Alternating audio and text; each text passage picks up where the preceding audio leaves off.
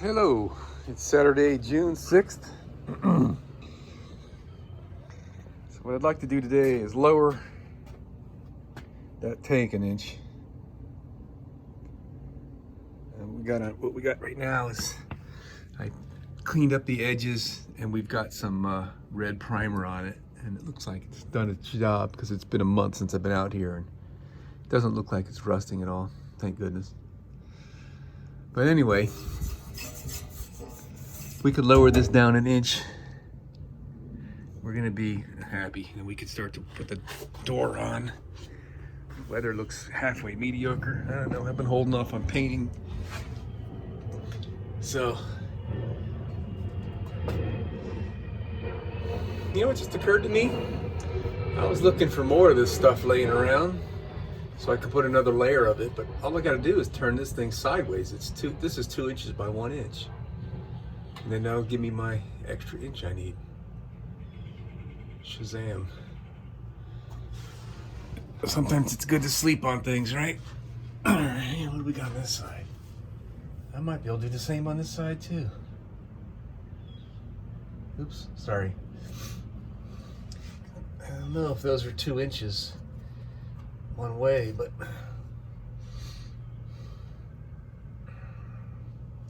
I hate that this thing's all flake, and I'm gonna have to take this off and grind all that down and paint it.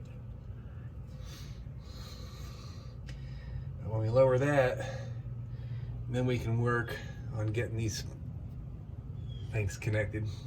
My previous paint job failed. I just experienced something today. I was cleaning the undercoat spray off of this thing. I used, first I tried acetone and it didn't really work that good. Then I hit it with lacquer thinner. Lacquer thinner really went after it. And wiped it down. I was getting ready to paint and I actually started to paint a little bit. And I noticed the part was wet, water wet. And what had happened was, cleaning it with the solvents that evaporate so quickly, the part got cold and started to sweat in the Florida humidity here. So I starting over now. Now that it's warm, it's dry, and we'll give that another shot here with the all-in-one primer and paint. Not generally what I like using, but it's this little stinking bracket, so I got to get this thing done. How about that? I got the tank lowered. It's not permanently installed yet, but it's lowered about where it's going to be going. On this side, up in there, I've got the spacer turned sideways to give me the 2-inch clearance, and that side is perfect as that's going to get. And on this side, I've only got one in, because that metal bracket you see in the back, that's got to come out.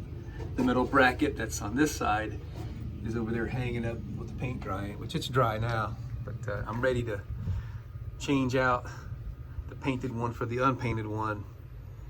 And so anyway, here's what we got. We got our tank valve and our 2-stage regulator, which is regulation and code for an RV.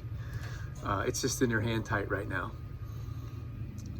My 2 gas pipes, this one goes over the top of the bus over to the water heater. This one comes up and on this side of the bus for the range. And I got this Rube Goldberg set of a elbow guy going on here with a valve and a quick disconnect so I can hook up a barbecue. So that ought to clear the door. If it doesn't, I can swing that in there just a little bit, and we'll be okay with that. But that's where I think it's going to go. And right now, let's go take a look at that paint job. It's got to be dry by now. Yeah, excellent. So we'll install this, and then we can take the other one out. And I guess at that point we could drop the tank down and touch up the paint on it. And then it'll be time for final installation.